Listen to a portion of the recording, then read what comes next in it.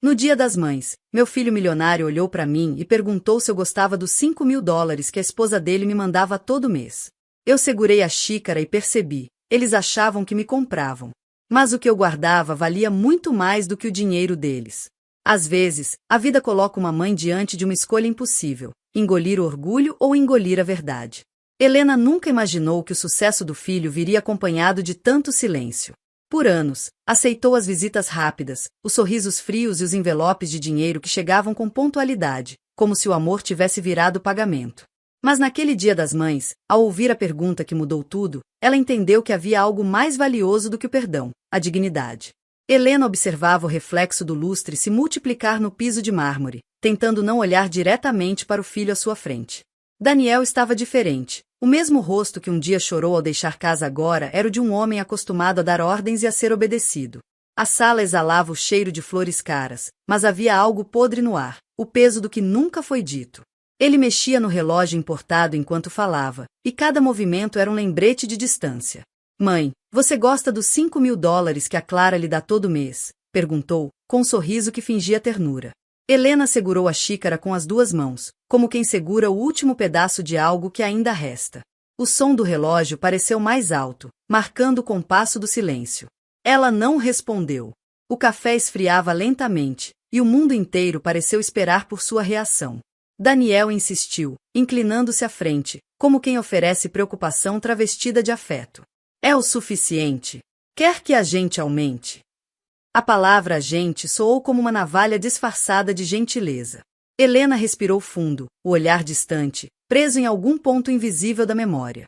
Havia coisas que ele não saberia entender, e entre elas estava o valor do que não se compra. A sala era ampla, mas o ar parecia apertado. Clara, elegante, folheava distraidamente uma revista ao lado, como se a conversa fosse um ruído incômodo.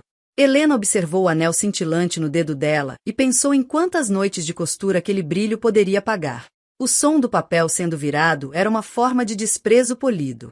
Helena entendeu que, ali, o silêncio era sua única defesa. Eu só quero saber se está feliz, mãe, disse Daniel, com um tom que mais soava como cobrança do que como carinho.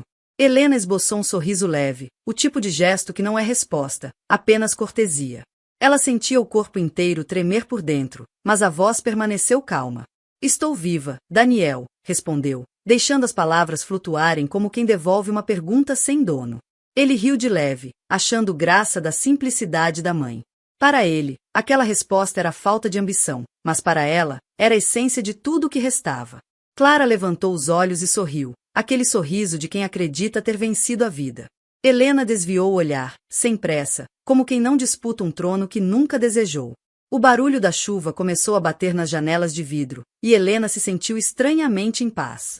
Cada gota que caía parecia lavar uma lembrança antiga. Daniel falava de investimentos, de viagens, de números que para ela nada significavam. Ela apenas ouvia, sem interromper, como quem permite que o passado se exiba antes de ser esquecido. Por dentro, algo se movia. Uma lembrança longínqua, a do menino com frio que um dia ela cobriu com o próprio casaco, misturava-se ao homem diante dela, agora incapaz de entender o que é calor humano. Helena percebeu que o amor de mãe havia virado testemunha de um crime mais sutil, o de ser esquecida com elegância. Ela pousou a xícara sobre o pires, o som seco cortando o ar. Vocês acham que sabem o que me sustenta, murmurou, mais para si do que para eles. Daniel fingiu não ouvir, Clara fingiu não se importar. Mas naquele instante, Helena soube que a verdade que guardava valia mais do que qualquer cheque. O relógio marcou mais 1 minuto.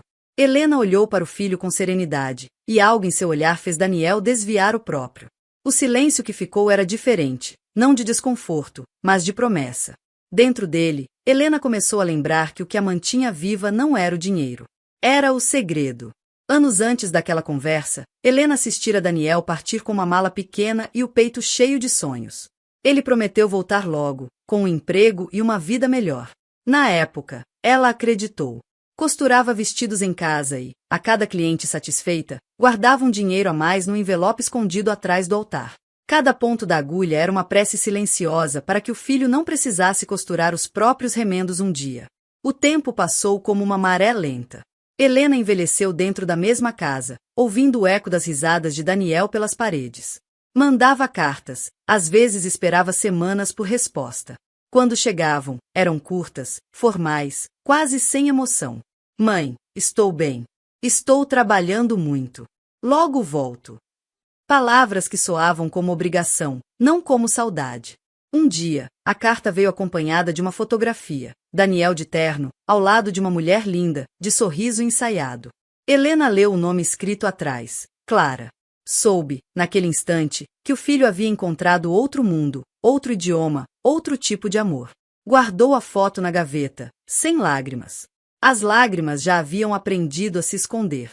Quando Daniel finalmente voltou, anos depois, Helena esperava vê-lo com o mesmo olhar de menino. Mas ele trouxe na bagagem algo que o tempo não ensina: soberba. Falava devagar, com pausas calculadas, como quem traduzia suas palavras de um idioma superior.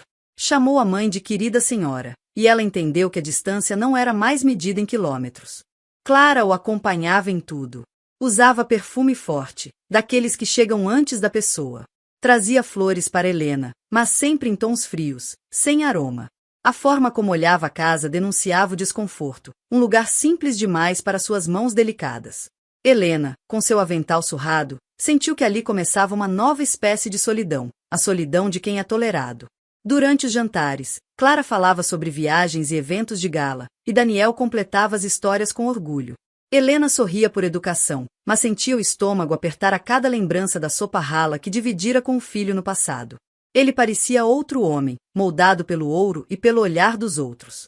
E ela, cada vez mais invisível, era apenas uma lembrança viva da origem que ele queria apagar. Certa vez, ao ver o filho entregar um cheque para a igreja local, Helena pensou em como o dinheiro podia transformar a piedade em espetáculo. Ele tirava fotos, agradecia aos fiéis, e Clara observava com satisfação. Helena ficou em silêncio, perguntando-se quando a bondade virou performance e o orgulho, virtude. Os dias seguintes trouxeram um ritual de visitas curtas e sorrisos forçados. Daniel dizia estar sem tempo, mas insistia que queria cuidar da mãe. Helena o via mais como alguém cumprindo uma obrigação do que oferecendo afeto. Havia algo na voz dele que soava como um discurso ensaiado, uma frase pronta para a imprensa, não para o coração. Helena começou a entender que o sucesso de Daniel tinha um preço. Não o dinheiro, mas o esquecimento. O homem que ela criará com sacrifício agora falava dela no passado, como se fosse uma história de superação que o engrandecia. Minha mãe costurava até tarde, foi assim que consegui estudar.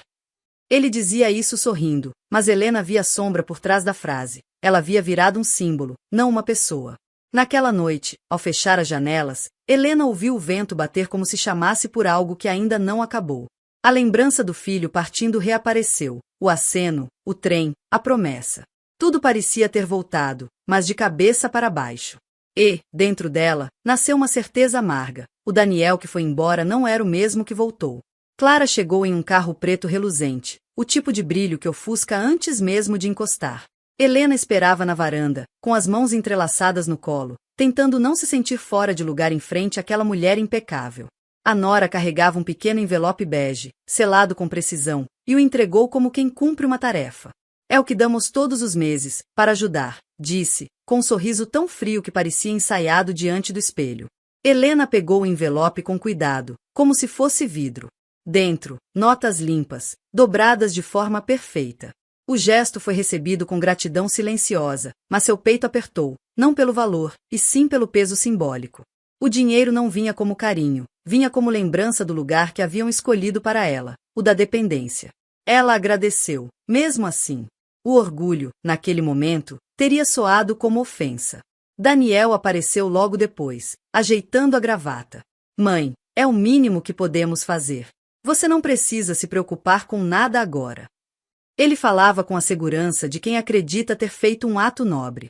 Helena observava o filho, tentando encontrar nele o menino que um dia prometeu voltar para cuidar dela. O menino não estava mais ali, talvez nunca mais estivesse. Enquanto Clara caminhava pela casa, seus olhos percorriam os móveis com curiosidade entediada. Tocou na máquina de costura antiga como quem toca numa peça de museu. Você ainda usa isso? Perguntou, rindo de leve. Helena respondeu com um sorriso sereno, embora por dentro sentisse o sangue ferver. Cada ponto daquela máquina guardava uma história que Clara jamais compreenderia. À noite, Helena ficou sozinha, sentada à mesa. O envelope ainda estava ali, fechado. As lâmpadas amarelas projetavam sombras longas sobre o chão, como se o tempo esticasse suas próprias lembranças. Ela olhou para o dinheiro e pensou em tudo que já tinha custado: noites sem sono, dedos feridos, sonhos adiados. Agora, transformavam aquilo em esmola elegante. Pegou o envelope e o guardou dentro da Bíblia, entre as páginas do Salmo 37. Era ali que deixava o que precisava perdoar. Sabia que o gesto não mudaria o passado, mas lhe devolvia um fragmento de dignidade. A voz da consciência sussurrou: eles acham que te sustentam, mas não sabem o que você guarda. Helena fechou o livro com firmeza, como quem sela um segredo. Nos dias seguintes, Clara comentava com as amigas sobre a ajuda generosa que davam à sogra. Transformou a caridade em vitrine, e Helena em troféu moral. Helena ouvia de longe, sem corrigir, porque o silêncio também é uma forma de proteção. O orgulho da nora crescia, mas a paciência da mãe crescia junto, tecida com os mesmos fios invisíveis da fé. O dinheiro passava a ser entregue no mesmo dia de cada mês, sem atraso, com a pontualidade de uma dívida paga. Helena recebia, agradecia e guardava, não como quem aceita, mas como quem observa o próprio inimigo se aproximar devagar. O som do papel dobrado era quase uma confissão. Em cada nota, ela ouvia o eco de algo que ainda não sabia, mas pressentia. Certa tarde, ao abrir o envelope, reparou num pequeno detalhe: as notas vinham de uma conta empresarial, não pessoal. De onde vem tudo isso? Perguntou discretamente a Daniel. Ele desviou o olhar, respondeu rápido demais. É tudo meu, mãe. Não precisa se preocupar. E ali, naquele desvio de olhar, Helena percebeu que o dinheiro tinha um nome que ninguém queria pronunciar. Enquanto a noite caía, ela se sentou na varanda e olhou o céu se apagar. A cidade dormia, mas dentro dela uma verdade começava a acordar. O dinheiro que lhe davam era o preço do silêncio, e o silêncio, em breve, custaria caro. Com o tempo, Helena começou a perceber que aceitar aquele dinheiro era como beber veneno em doses pequenas. A cada envelope recebido, sentia-se mais distante do que fora um dia. Então, numa manhã simples de domingo, decidiu mudar o destino daquela quantia. Caminhou até a igreja do bairro, o mesmo lugar onde costumava rezar pelo sucesso do filho, e entregou o envelope nas mãos do pastor. Use para quem precisa mais do que eu, disse com um sorriso sereno, mas os olhos marejados. O gesto passou despercebido no início. Helena continuou sua rotina, ajudando nas missas, costurando roupas para crianças e ouvindo histórias de mulheres que tinham menos, e ainda assim, doavam o pouco que possuíam. Dentro dela, a caridade era apenas a superfície de algo mais profundo, uma justiça silenciosa, que ainda não tinha nome. Não era vingança, era um acerto com a própria alma. Quando Clara descobriu, reagiu como quem vê uma afronta. Ela doou tudo? Tudo, repetia, incrédula, como se o dinheiro tivesse sido tirado de sua própria conta. Daniel tentou contemporizar, dizendo que talvez a mãe não tivesse entendido o propósito da ajuda. Entendi, sim, respondeu Helena, firme, quando ele foi tirar satisfação. Vocês queriam comprar minha tranquilidade. Mas paz não se vende. A frase pairou entre eles, pesada e irrefutável. Daniel desviou o olhar, e Clara saiu da sala batendo salto no chão de mármore, como se cada passo fosse uma acusação. Helena ficou sozinha, observando o eco daquele som desaparecer. Era um eco familiar, o mesmo que ouviu no dia em que o filho foi embora. A diferença é que agora, pela primeira vez, ela não esperava que voltasse. Nos dias seguintes, os olhares de Clara ficaram mais duros, e as visitas, mais rápidas. As conversas giravam em torno de aparências, jantares, viagens, negócios. Helena apenas ouvia, como quem escuta um idioma estranho. Daniel falava de lucros, ela pensava em valores. O abismo entre eles aumentava, silencioso, mas firme, como rachadura em parede antiga. Na vizinhança, o gesto de Helena se espalhou. Chamavam-na de santa, elogiavam sua generosidade. Ela sorria, mas dentro de si sabia que não era santidade, era resistência. Doar o dinheiro era a única forma de não se corromper. Era sua pequena rebeldia contra a arrogância disfarçada de afeto. E quanto mais davam, mais ela devolvia, num ciclo que só ela compreendia. Clara não suportava o que chamava de teatro de humildade. Certa vez, ironizou na frente de amigos: tem gente que não sabe receber ajuda. A frase chegou aos ouvidos de Helena por meio de vizinhas. Ela apenas sorriu e respondeu baixinho: tem gente que não sabe oferecer sem humilhar. O comentário nunca foi dito em voz alta, mas o universo, de algum modo, escutou. Daniel tentou reconciliar a situação com o jantar, pedindo que a mãe fosse mais maleável. Helena ouviu em silêncio, cortando o pão com calma. Eu aprendi a viver com pouco, filho. O que me sobra, eu devolvo ao mundo. Daniel suspirou, como quem fala com uma criança teimosa. Mas no olhar dele havia um incômodo, algo que o fazia entender que, pela primeira vez, não tinha controle.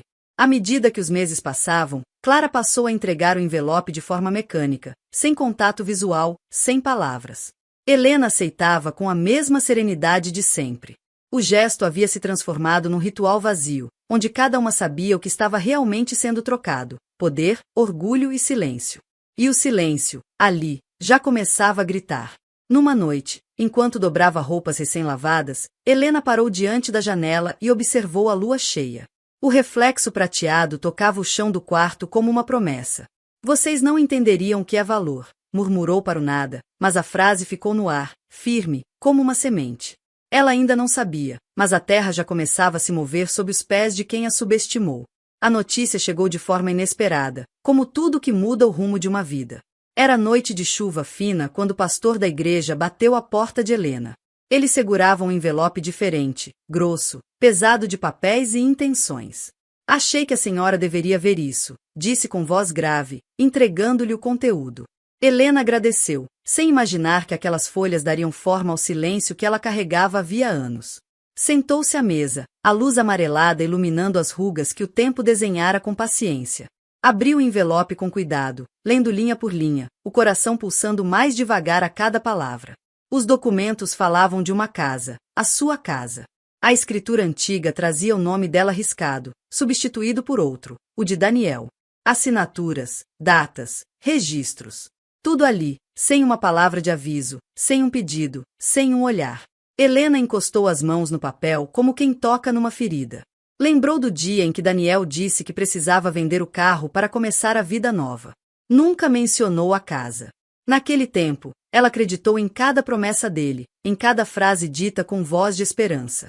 Agora, percebia que a casa não fora vendida para ajudá-lo, fora vendida para apagá-la. O som do relógio voltou a ser um companheiro cruel. Cada tique parecia repetir a mesma pergunta: por quê?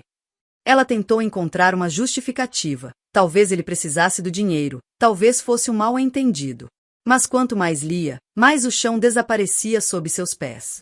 Havia transferências bancárias, registros de capital inicial, o nome da empresa dele surgindo como fruto do seu próprio teto. Lentamente, Helena se levantou, caminhou até a janela e observou a rua vazia. A chuva caía como se quisesse lavar a mentira do mundo. O filho que ela sustentou com noites de costura havia construído seu império sobre a venda da casa, onde ele aprendeu a andar. O mesmo chão que guardava suas memórias agora sustentava o luxo dele. Era poético, cruel e perfeito, como o destino quando decide ensinar. A Bíblia continuava sobre a mesa, com o envelope antigo entre as páginas. Helena abriu e colocou os novos papéis junto, entre os salmos.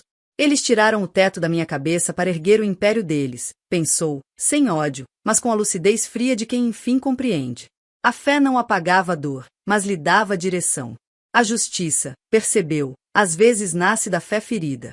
Nos dias seguintes, ela caminhou pela casa observando cada detalhe, as marcas nas paredes, as manchas no piso, os retratos antigos. Tudo parecia ter voz própria. As paredes, cúmplices e silenciosas, pareciam querer contar o que sabiam. Helena passou os dedos sobre a moldura de uma foto de Daniel criança, e um pensamento duro atravessou sua mente. Talvez o amor também precise prestar contas um dia. Dormiu pouco naquela noite. O som do vento atravessava as frestas das janelas, e cada estalo da madeira parecia um lembrete de perda. Ainda assim, havia uma estranha serenidade em seu peito. A verdade, por mais dolorosa, tem um poder que o consolo não tem, o de libertar. E, pela primeira vez, Helena não se sentiu fraca, sentiu-se pronta. No café da manhã seguinte, Clara chegou sorridente, falando sobre um novo investimento. Helena ouviu com calma, observando seus gestos rápidos e a pressa de quem não imagina estar prestes a ser confrontado. Quando Clara mencionou o orgulho de ter construído tudo sozinha, Helena apenas assentiu. Por dentro, já sabia que aquele império tinha alicerces roubados, e que o tempo logo cobraria o preço. Depois que a nora foi embora, Helena ficou sozinha novamente. O relógio marcava 9 e pouco, mas o tempo parecia suspenso. Ela olhou para a máquina de costura, imóvel, e pensou que talvez fosse hora de usá-la uma última vez, não para remendar tecido, mas destino. Helena acordou antes do sol. O céu ainda era um véu pálido, e o silêncio da casa soava diferente, como se algo estivesse prestes a começar. Vestiu o casaco simples, prendeu o cabelo e separou uma pasta de documentos. Cada papel dentro dela era um fragmento de verdade, costurado com paciência e dor. Ao sair, sentiu que o ar da manhã tinha cheiro de libertação. O advogado da igreja a recebeu com respeito e surpresa. "A senhora tem certeza?" perguntou, ao ver a pilha de provas sobre a mesa. Helena respondeu com firmeza: "Demorei uma vida inteira para entender o que é justiça. Agora não tenho pressa, mas também não tenho medo." Ele assentiu, impressionado com a calma que vinha de algo maior do que raiva, vinha de fé. Nos dias seguintes, Helena passou a frequentar o escritório discretamente. Preencheu formulários, assinou declarações, revisou registros bancários antigos. Cada assinatura era uma agulha atravessando o tecido da mentira. Enquanto isso, Daniel e Clara seguiam suas rotinas douradas, acreditando que o mundo continuava sob controle. Eles não sabiam que o castelo que ergueram começava a se mover por baixo, silenciosamente. Certa tarde, enquanto Clara posava para fotos num evento beneficente, Helena estava sentada numa sala pequena, assinando o documento final do processo de restituição. As mãos tremiam, mas não de medo, era o peso simbólico de anos guardados. "Eles me deram $5.000 por mês", pensou. "Agora vão descobrir quanto vale uma mãe traída." Ao deixar o escritório, passou em frente à vitrine de uma joalheria. O reflexo mostrou uma mulher de rosto sereno, olhar firme, cabelos grisalhos que não pediam disfarce. Pela primeira vez, ela se reconheceu inteira, sem vergonha, sem submissão, sem fingir gratidão. Havia beleza na sua resistência, uma elegância que não vinha do ouro, mas da verdade. As noites seguintes foram de espera. Helena rezava em silêncio, não pedindo vitória, mas coragem. Sabia que o processo seria longo, e talvez nunca visse o fim. Mas também sabia que, independentemente do resultado, o simples ato de agir já era vitória. A fé que antes a fazia suportar agora a fazia lutar. Era o mesmo amor, só que de pé. Enquanto isso, Clara exibia nas redes sociais o sucesso da empresa, os jantares caros, as viagens de gala. Daniel discursava sobre valores familiares em palestras e revistas. Helena assistia às imagens sem raiva, apenas com uma estranha serenidade. Era como ver uma peça de teatro que ela mesma ajudara a escrever, mas que agora observava do lado de fora, com consciência de que o final seria outro. O pastor, ao encontrá-la, comentou: "Deus trabalha no tempo certo." Helena sorriu. "Eu também", respondeu. As palavras saíram leves, mas firmes. Sabia que, em breve, algo se moveria no mundo dos poderosos, e que aquele movimento teria começado ali, numa costureira de mãos firmes e coração ferido. Num jantar elegante, Clara brindava ao sucesso da família. Daniel ria, confiante. Ninguém notava o envelope branco, discreto, que Helena deixará registrado no cartório naquela mesma tarde.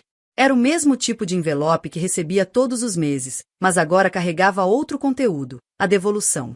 Um gesto simbólico e definitivo. Naquela noite, Helena dormiu profundamente. A lua atravessava a janela e desenhava linhas de luz sobre sua cama, como se costurasse o novo destino que se aproximava. No silêncio, ela pensou em Daniel e Clara, não com ódio, mas com uma ternura antiga que o tempo não conseguiu apagar. A justiça, enfim, começava a respirar. O salão estava iluminado por lustres altos e cercado de flores brancas. Clara havia organizado um evento beneficente impecável, o tipo de ocasião em que o luxo se disfarça de bondade. Daniel cumprimentava empresários e políticos, distribuindo sorrisos que pareciam ensaiados diante de um espelho caro. Quando Helena entrou, ninguém percebeu de imediato. Ela usava um vestido simples, azul claro, e o mesmo olhar que a vida nunca conseguiu quebrar. O murmúrio das conversas cessou por um instante. Clara se aproximou, elegante e confiante, com o mesmo sorriso que sempre misturava piedade e superioridade. "Que bom que veio, Helena. Espero que tenha gostado do presente que enviamos este mês", disse, sem saber que o presente já havia mudado de significado. Helena apenas assentiu, segurando um envelope nas mãos, o mesmo tipo que recebia todo mês, mas agora carregava algo completamente diferente. Daniel veio logo em seguida, abraçando a mãe de forma protocolar, sem emoção. Fico feliz que tenha vindo, mãe. Clara trabalhou muito para que tudo isso acontecesse. A voz dele soava distante, impessoal. Helena sorriu, e naquele sorriso havia algo novo, uma serenidade que vinha não da submissão, mas do controle. O relógio do salão marcava quase 8 da noite quando ela decidiu falar. Durante o brinde, Clara ergueu a taça e agradeceu a todos pela generosidade da empresa com as causas sociais. As câmeras capturavam tudo, e os flashes criavam uma chuva de luzes artificiais. Foi nesse instante que Helena se levantou. O som da cadeira arrastando o piso ecoou com força. As pessoas se viraram. Daniel arqueou as sobrancelhas, surpreso, e Clara manteve o sorriso, sem entender o que estava prestes a acontecer. Filho, começou Helena, a voz firme, calma, clara o suficiente para ser ouvida por toda a sala. Está tudo aqui. Ela ergueu o envelope, o mesmo que ele costumava enviar. Só que agora, o dinheiro volta para quem sempre pagou a conta. Por um segundo, ninguém respirou. Clara tentou rir, achando que era alguma metáfora poética. Mas Helena continuou, sem vacilar. A conta da casa que vocês venderam, a conta da mãe que vocês apagaram. O silêncio que se seguiu foi pesado, denso, quase palpável. Helena colocou o envelope sobre a mesa do palco e o empurrou suavemente. Dentro, cópias do processo, os documentos e a verdade inteira. Eu nunca precisei do dinheiro de vocês. Só precisava que me olhassem nos olhos. Daniel empalideceu, a taça em sua mão tremendo. Clara tentou intervir, mas a voz já não saía. Os jornalistas, percebendo a tensão, começaram a registrar a cena. Os flashes voltaram, agora com outro brilho, o da curiosidade faminta. Helena manteve-se imóvel, o olhar fixo no filho. Não havia ódio, apenas decepção e uma paz quase dolorida. Daniel tentou dizer algo, mas a garganta se fechou. Tudo o que saiu foi um sussurro rouco. Mãe! Clara deu um passo à frente, tentando controlar a situação. Isso é um mal-entendido, afirmou, forçando um riso que ninguém acompanhou. Mas o som das câmeras, o burburinho dos convidados e o olhar de Helena silenciaram. Pela primeira vez, a mulher que vivia de aparências perdeu o controle da narrativa. O mundo inteiro agora via o que Helena sempre soube. O império deles foi erguido sobre o roubo de um lar. O mestre de cerimônias tentou retomar o evento, mas era tarde. As conversas se transformaram em cochichos, e os flashes não paravam. Daniel baixou a cabeça, derrotado, enquanto Clara, imóvel, olhava para o envelope sobre a mesa como se fosse uma bomba prestes a explodir. Helena deu as costas com calma, caminhando em direção à saída. Ninguém teve coragem de impedi-la.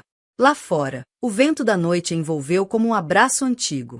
As luzes do salão ainda brilhavam atrás dela, mas já não tinham poder. Helena respirou fundo, olhando para o céu nublado. Sentia que o que acabará de fazer não era vingança, era restituição.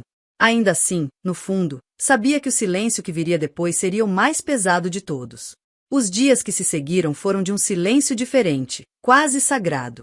Helena acordava cedo, abria janelas e deixava o vento entrar, como quem convida o tempo a limpar o que restou. A cidade seguia seu ritmo, mas dentro dela tudo parecia em pausa. O escândalo havia se espalhado, e as notícias falavam do processo, dos documentos, da mãe que expôs o filho milionário em público. Helena, porém, não lia nada. Ela já conhecia a história de cor. A igreja voltou a ser seu refúgio. Caminhava lentamente pelo corredor de bancos de madeira, o som dos passos ecoando como prece. O pastor a cumprimentava com respeito, mas sem perguntas. Havia compreensão no olhar, e isso bastava. Helena ajoelhava-se, não para pedir perdão, mas para agradecer por ter encontrado a força que antes confundia com resignação.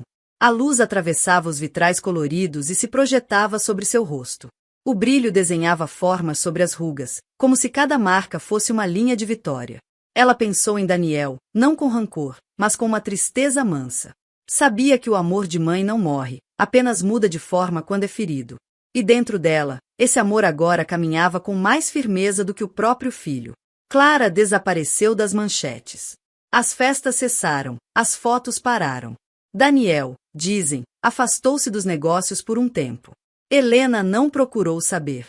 O destino deles já não lhe pertencia. Às vezes, via a imagem do filho na televisão e mudava de canal, não por desprezo, mas porque já não precisava olhar para acreditar que ele existia. Nas manhãs, ela voltava a costurar. Não por necessidade, mas por hábito. As mãos encontravam na linha e na agulha a paz que faltava no mundo. Costurava roupas simples, doava às famílias da comunidade. O som ritmado da máquina substituía os ruídos do passado. Era um som limpo, de recomeço. Certa vez, uma mulher da igreja perguntou se ela não se arrependia. Helena sorriu. Não se arrepende quem faz o que é justo. A frase saiu com a leveza de quem não precisava mais provar nada. A justiça, para ela, nunca fora castigo, era equilíbrio. E agora, o equilíbrio estava de volta, silencioso, invisível, firme. O processo correu seu curso, e meses depois, uma carta oficial chegou. Helena abriu sem pressa, sentada na mesma mesa onde um dia receberá os envelopes mensais. O selo do tribunal reluzia sob a luz da manhã. As primeiras linhas confirmavam o que ela já intuía: a restituição seria feita. Ela dobrou o papel com cuidado, respirou fundo e murmurou: não foi vingança. Foi justiça. Deixou a carta sobre a mesa e caminhou até a varanda. O céu estava claro, o vento leve. As folhas das árvores dançavam como se celebrassem algo que o mundo ainda não entendia. Helena observou tudo com um sorriso sereno, sentindo-se parte de uma ordem maior. O tempo, enfim, parecia em paz com ela. Na parede da sala, ainda havia um retrato antigo de Daniel menino. Helena olhou por longos segundos, os olhos marejados, mas calmos. Você ainda é meu filho, sussurrou. Mas agora, eu também sou minha. A frase ficou no ar, suave e definitiva, como o fim de uma oração. O relógio marcou uma nova hora. Helena voltou à máquina de costura, a luz atravessando a janela e tocando suas mãos.